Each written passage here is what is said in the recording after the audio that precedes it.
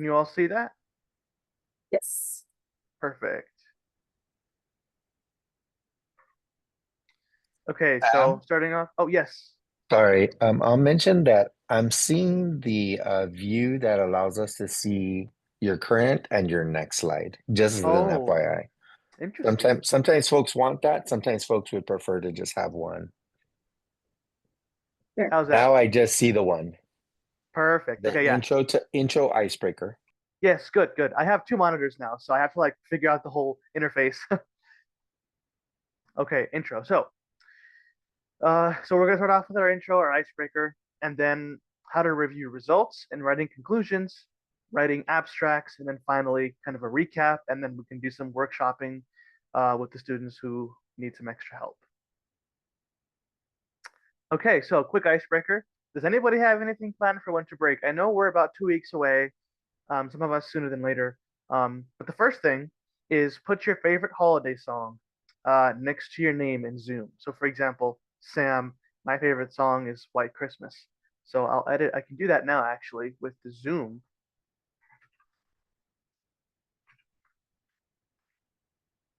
There we go. And let's see what you all have to say about your favorite holiday songs, if you have one, of course. No wrong answers.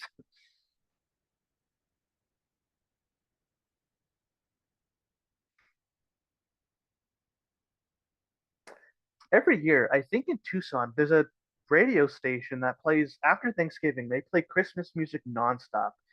Is that 94.9? I forget what station that is, but my family always has that on. Rudy the Red-Nosed Reindeer, nice. And then Holly Jolly Christmas, also a very good classic.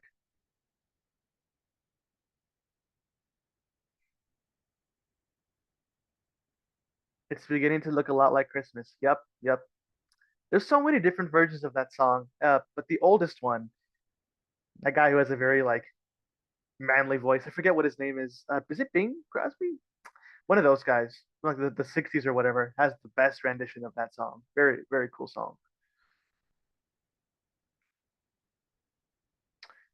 Alrighty. And second, if you have plans for this winter, uh, what are they, if you don't mind sharing? So I can put mine in the chat.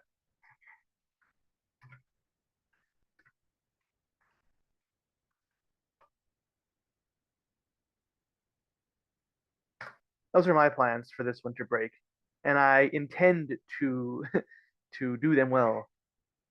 I am going to work on summer program applications. Fantastic. What kind of summer programs are those, Star?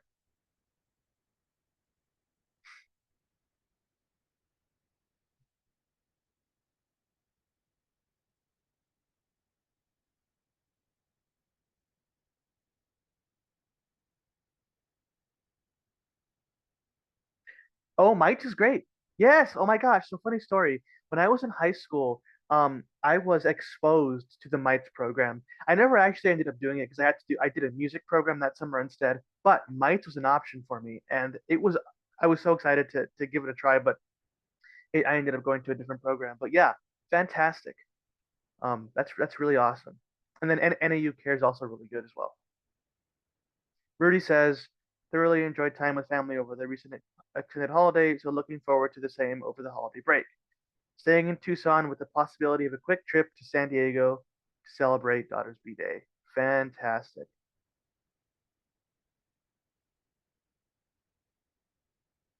Cody says, going to Vegas for the NFR and got to Denver and be home. Very nice.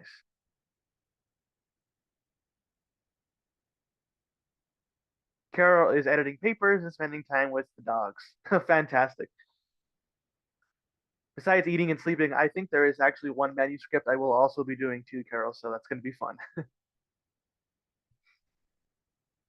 Oh yeah, and then Rudy to correct, Rudy says to celebrate his friend's daughter's B-Day. Fantastic. All right, thanks everybody.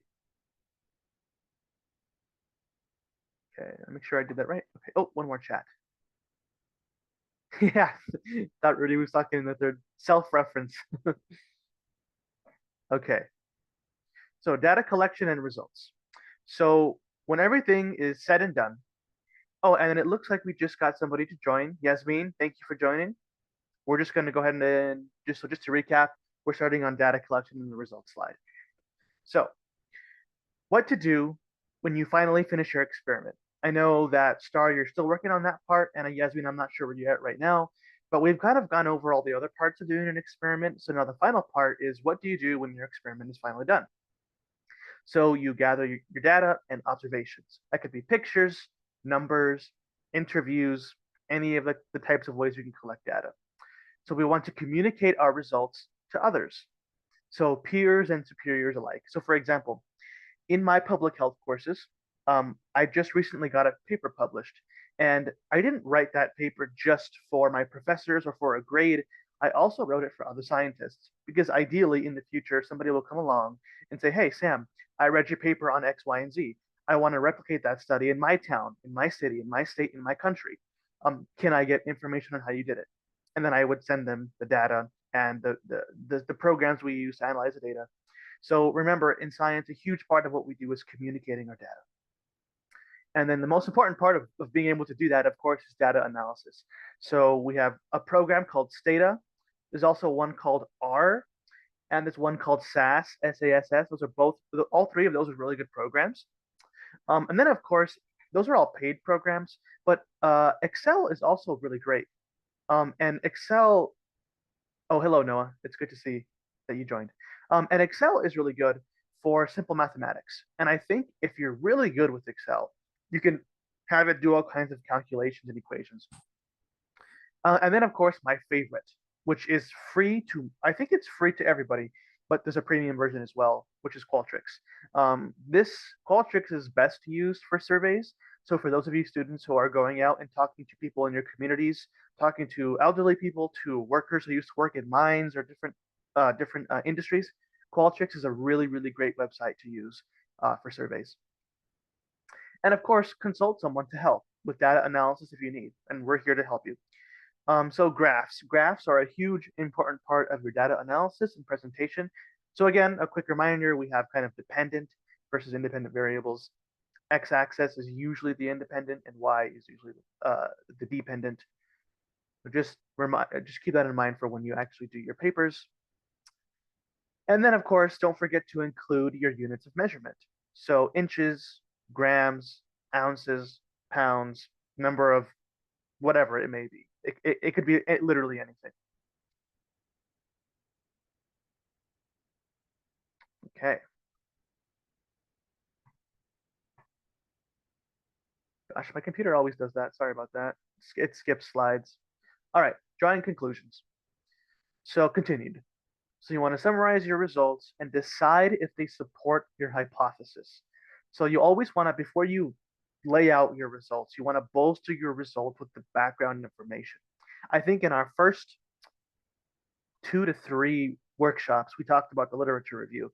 You want to circle back to that in your final conclusions and talk about how that is related to your results.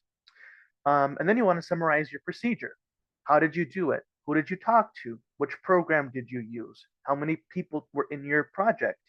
If your project needed an IRB approval, did people have to sign a consent form? An example of a consent form that I can think of off the top of my head was when I was collecting data a couple of years ago with Rudy. Actually, Rudy was there. One of the things that we did was we had people read a form and agree, yes, I have read the consent form. I know what I'm getting myself into, and I want to do the survey. So that's kind of an example. If you have to deal with an IRB, you're going to have a consent form. And make sure you write that in your methods. It's super important and necessary. And then, of course, summarize your results. Make sure to state the relationship between the independent variable and the dependent variable. Circling back to the meeting we had about 2 weeks ago, we were talking about rates of obesity in America and the amount of fast food that we consume, that Americans consume, which is, I think we're #1 in the world for fast food consumption. So is there a relationship between how much you eat and how much weight you might gain over the course of, let's say, 2 or 3 years, or how high your cholesterol is, things like that? What's the relationship? And then finally, when you're done discussing those relationships between your data, what are some changes that you would make for future scientists? So we just talked about how when you present your data, you're also presenting it to other scientists and how other scientists might want to replicate your study. So in my study, the thing that I can think of is we could have made the survey a lot simpler. One of the comments that we got on our survey was that, oh, the survey is great, but it's a bit too long. It takes like 10 minutes to do that. That's too long. And then when I met with my PI, my kind of my boss, we had thought, it would have been a good idea to make the survey shorter. And so if one day somebody wants to do the same research project somewhere else, they know, okay, the team in Tucson discovered that the survey could have been shorter. So that's one thing you want to talk about when you're drawing conclusions and talking about your data. All right.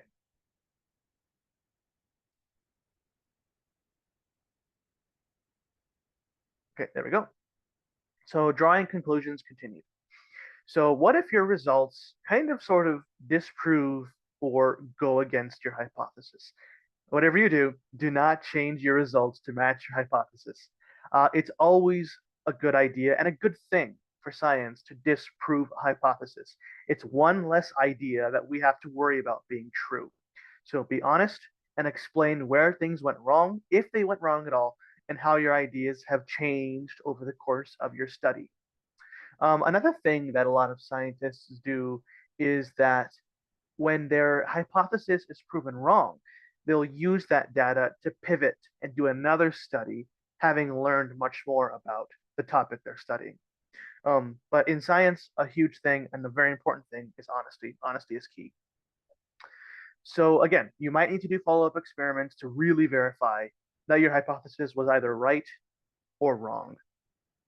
And in many cases, one study isn't enough. You might consider doing a study amongst Native American populations in New Mexico, and you'll do a study and you get the results, and then you'll do the same study next year, and the results are completely different. So with studies like that, it can oftentimes take years, if not decades, to get a correct conclusion that this hypothesis is either correct or not correct, or that at least we can say the data supports the hypothesis, even if we don't know for sure it's correct or not. So make sure you're honest with your data. Science takes a long, long time, and it's always good to be proven wrong. So don't be afraid of that when you get your final results. Okay.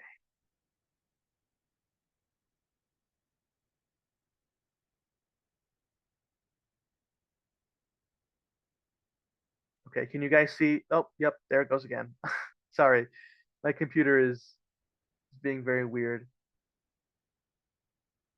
Okay, do you guys see the slide that says an example of data analysis? Or do you see what is an abstract? What is an abstract? Okay, how about now? An example of data analysis. Okay, good. So yeah, 'cause my monitors are not in sync. Okay, so I will stop sharing my screen and I'm going to show you an example of what data analysis might look like, although it isn't necessarily guaranteed to look like this for you. So if any of you are doing interviews with community members, family members, workers, you might consider using Qualtrics. And I'm going to pull up what that can look like, just to give you guys an example, a real world example. So, all right, can you see the screen showing Qualtrics? There should be a little XM in the corner. Okay, good, good, good. So this here is Qualtrics. This is what a lot of people here at the university use that I've had experience using. And this was one of the research projects that I did alongside the College of Public Health as an undergraduate student and finished more, recently as a graduate student.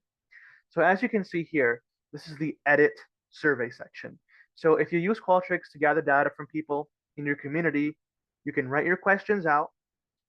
And here you can see, for example, are you at least 18 years of age or older? Do you come from a Hispanic family?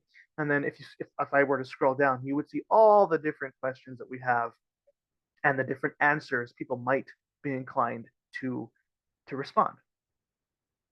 And once you have all your data, Qualtrics has a really cool built-in analysis system.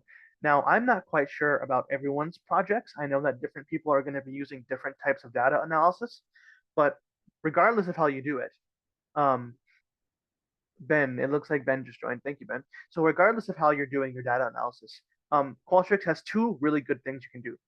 You can have your data and analysis section, your results section, and the report section. So that's three, not two, three. So if it loads here, I'd love to show you guys just the data and analysis. So here, this is all the data that came in from the different people, and then of course the dates on the side. So if you were someone who said, I remember on October 3rd, I went out to this community and I asked XYZ people 10 questions, but I forgot where that data went. So Qualtrics has, as you can see, the date on the side, the recorded date, uh, and then all the questions that they answered and the individual subjects. So this is a really good and useful tool for those of you who want to do surveys. That's the data and analysis. Kind of gives you the direct answers and then results. And the results section is actually really, really cool because what it does is it provides you with an infographic. So as you can see, part of our survey required people to be 18 years or older. So question one, are you at least 18 years of age or older? As you can see, 476 people said yes, right? And then for those of you that are juniors or seniors, you will recognize these numbers: mean, variance, standard deviation. Your pre-calc and calculus classes will have taught you these words here. So you guys should recognize some of this. But this is great. And you can also scroll down and you can see all the different questions that Qualtrics has to offer. So for example, or I'm sorry, that you wrote. So here's another question here, and this is all randomized data, so there's no identifiers here. You can see the different answers. You can see the numbers here, and it's so cool because every single question has this kind of in-depth, detailed out response system. So really awesome for data analysis. It'll save you guys so much time. And then finally, another cool thing that I absolutely love about Qualtrics is reports. If you're like me and you don't want to sit there spending hours and hours typing and typing and typing, one thing that might help you expedite that process is the report section. So you can come here to reports, hit insert, and then you can pick any questions or any data that you want, and it will create a report for you that you can then turn into a document. I won't do it here. It takes some time. It's a lot of data. But yeah, this is Qualtrics. I know that if you're a university student, you get a premium account for free. I don't know if we can give you. I don't know if we have the power to let students use that. But if you are interested in using Qualtrics, email me or Carol, and we can totally help you out with that. Alrighty, you can close that, and now back to the PowerPoint. Sam, so I looked Yes. it up. It says that Qualtrics is free. I think that with the university paid subscription, there's probably more, like you can get unlimited surveys and things like that. So there might be some sort of capacity for certain things, but I think for the purpose of the Geoscience project, it should work fine for folks.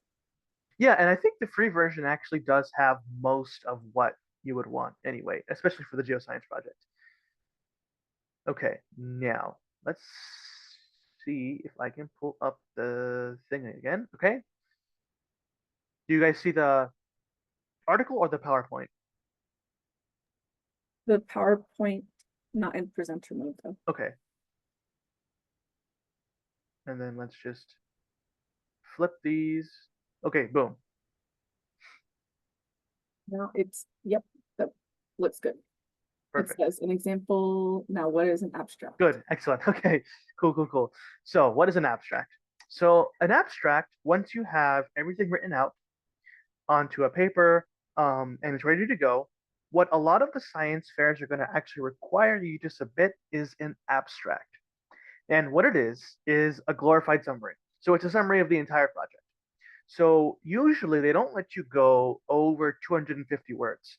Um, Different journals, for example, have different requirements, and then different science fairs have different requirements. But generally speaking, the magic number is 250, and it has different sections, subsections, not large sections. So usually it's the question, your main idea, your hypothesis, the methods, and the results. And oftentimes included in with the question is the background. So what's the background of your project? Why are you doing it? Who are you? Blah, blah, blah, blah, blah, blah. Again, subsections, not large sections. And then usually you will submit an abstract to science fairs, science conventions, and then we will send out info to you guys very soon on abstracts for science fairs. But in the meantime, I'm going to stop sharing again, and I'm going to show you guys what an abstract looks like.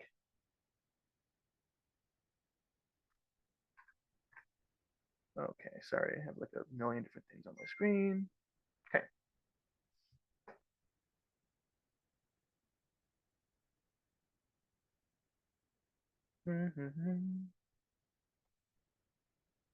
Okay, what do you all see? Do you see the paper here? Yes. Okay, so yeah, so this is a paper that I recently published, and we wrote out because this paper, which is called Vaccine X, you can see it in the corner here, required an abstract. So sociopolitical antecedents influencing COVID-19 vaccine uptake in Pima County, Arizona, right? So before I show you the abstract, here is the actual paper. You can see the little scroll thingy. It's quite long, and you have the intro, the methods, all this good stuff, with all the infographics, the data, blah blah blah, all the way down in all the sources. But if you're in a rush, like most scientists and students are, you want to read the abstract. So here are the different subsections. We have the introduction, the methods, the results, and the conclusions. So imagine having to get all of this, just all this word stuff, and combining it down to this short little section here. That's what we're all gonna be doing for our projects. So again, the intro, methods, results, and the conclusions. And when we wrote this, all we did was take the most important and most relevant things to put that we wanted people to see right off the bat. Um, so you want to put the most eye-catching, the most relevant stuff in your abstract. So as you can see, it's really short. You can write one out like in 20 minutes after you have all your work done, and this is what it would look like.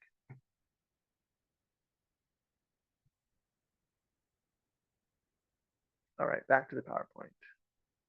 And thank you, Rudy. I just saw that message. Okay.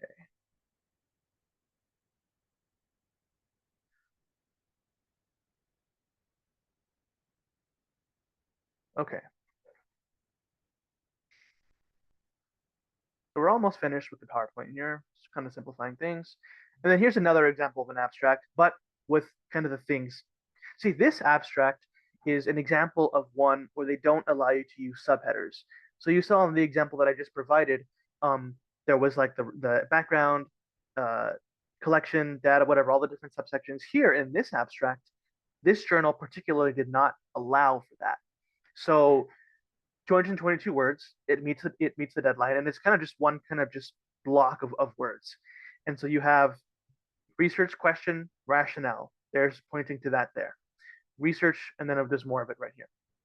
The hypothesis in orange, you can see the hypothesis where it's underlined. The methods, 2,261 US counties, county level, right? Then the results, probably the largest part of your abstract if you can't use subheaders and like little subtitles. Found a positive correlation, index of social vulnerability. Counties with more socially vulnerable populations have significantly higher pipeline densities. All this is information that they found in their research project. So here we go, right here, the results. And then finally, recommendations, future steps / the discussion. That's usually what they call the discussion section, right here on the bottom.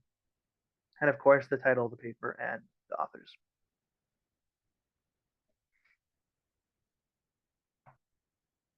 Okay, so that pretty much sums up the meat and potatoes of today's PowerPoint presentation. Pretty short, but it's kind of like the final cherry on top to write out your paper when you finish your presentation.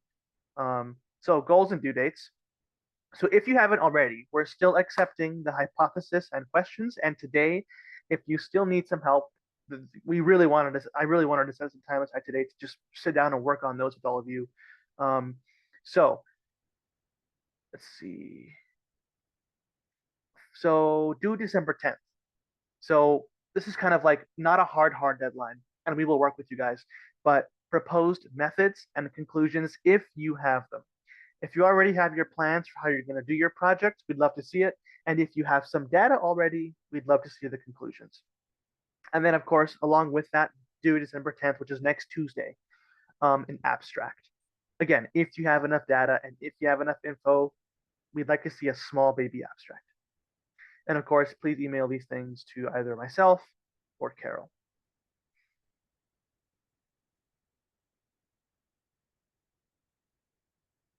And then this, of course. So this is this Saturday, December 7th. I believe this is Native American College Day. Yep, Native American College Day. So the University of Arizona's Office of Admissions invites you to experience an array of sessions crafted specifically for students and families of the Native community. Learn why being an Arizona Wildcat is an experience like no other. Join us for an immersive event and learn more about Arizona's academics, financial aid, clubs and organizations, student services, housing, and more. This event will highlight the University of Arizona's diverse cultures, showcase campus clubs and organizations, and provide an opportunity to connect with current students, faculty, and staff. Carol or Rudy, would either of you like to talk about this a little bit more? I can say a few words. So, and Carol, of course, feel free to do so as well. But just, I think that the Arizona experience, and Native American College Day, is a great like 1 day event. It's a great reconnection point. Heavily recommend for students who may be in their senior year and that are applying to the university right now or have applied and they want to get one more connection point in with the University of Arizona. You're going to be able to come in and kind of, if I'm not mistaken, choose portions of your day. So like there'll be a portion of the day where you're going to be able to kind of choose what college you may be interested in and have an opportunity to learn a little bit more about that college. They'll have a big information fair. And in particular, with this Arizona Experience event, because of the fact that last month was Native American Heritage Month, this will continue the celebration of that by having some cultural components that are involved in the program as well.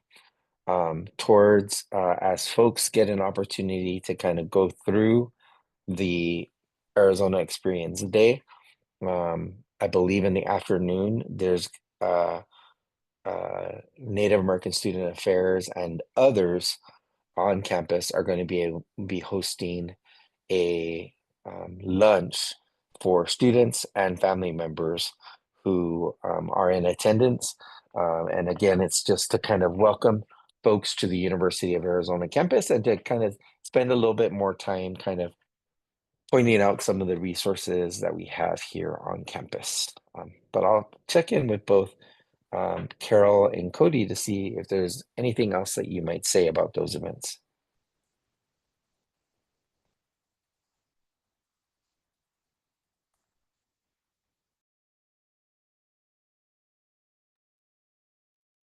I was looking at something that was posted by NASA, and they're hosting or it's through the Native American Advancement and Tribal Engagement Office. It looks like they're going to be hosting a meet and greet on that day, so from 12 p.m. to 2, and it's an opportunity to connect with Native faculty and staff, learn more about resources on campus, meet other incoming Native Wildcats, and visit Native spaces on campus. And so it looks like there'll be a welcome by the current Miss Native U of A tours of NASA, and then also a mixer, which I think that they'll be providing food and whatnot. there. So, yeah. I think that's it. Cody, did you have anything that you wanted to add? Nothing really. I know in the past, Native American College Day, there was when it happened in the union, I was there too, and it was a lot of like high school students that came and they really enjoyed the experience and whatnot. And you know, any high school seniors, I think this is a very much a recommended event to go to. So.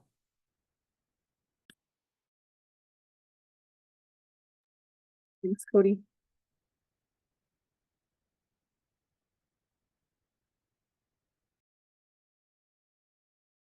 Alrighty, perfect.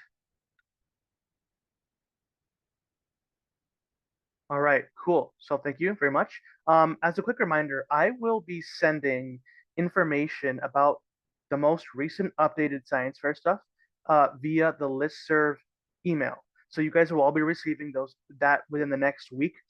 And also, I don't know if I wrote a slide in here. I guess I may have forgotten to do that, but I'm also going to send another reminder as well. Next week, is going to be, I think it's going to be our last workshop of this semester. But what I would love to do is next Tuesday, at the same time, 5:30 p.m. If anyone needs extra help, just to kind of sit down and work one-on-one with myself or Carol or any of the other kind of adults in the program to kind of get your project rolling, I would love to do that.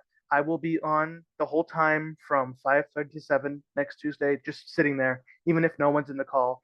If anyone wants to join late, that's totally fine. We're just going to go ahead and try to streamline things and give you guys a little extra support. But in the meantime, we're also going to kind of do the same thing right now.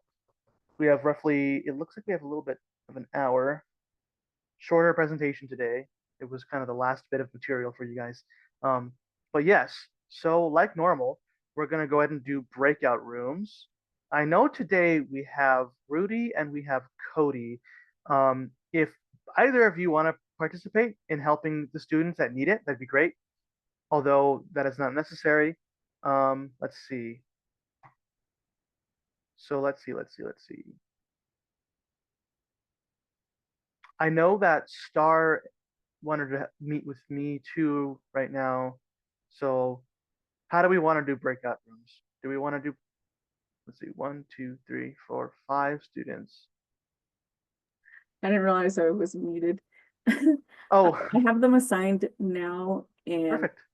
can open them. I wasn't sure if there was, I know that you mentioned that that Star wanted to speak with you. I wasn't sure if there was another student from the previous session that you might have been working with that you wanted to continue with. I think Ben was in my group last Okay. time. Yeah. Okay, let me switch that.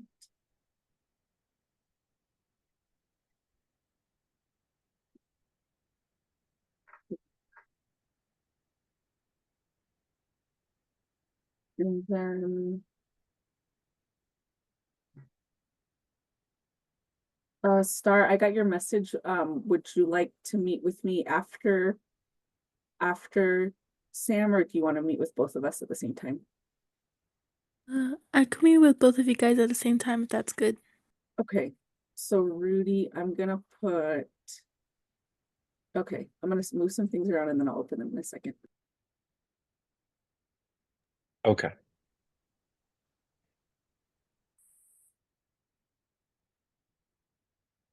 No. Did I?